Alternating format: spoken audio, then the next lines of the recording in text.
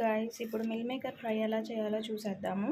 ముందుగా ఆయిల్ పెట్టుకొని హీట్ చేసుకొని ఇవి తడిపిన మిల్ మేకర్స్ని దీంట్లో వేయాలి.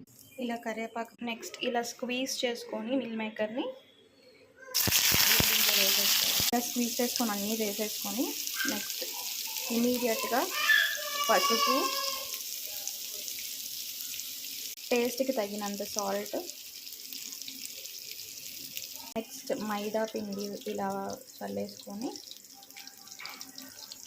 కొంచెం క్రిస్పీగా రావడానికి కార్న్ఫ్లోర్ వేసేసుకొని తిప్పేసుకొని చూసారా కొంచెం క్రిస్పీగా అప్పుడే వచ్చేసినాయి. కొంచెం ఫ్రై చేసుకొని ఇవన్నీ వేసేసుకున్నాం కదా, ఇలా తిప్పేసుకోవాలి.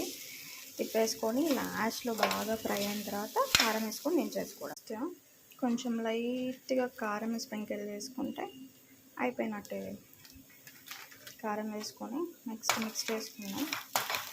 రసంలోకి అయితే ఇది సూపర్ కాంబినేషన్.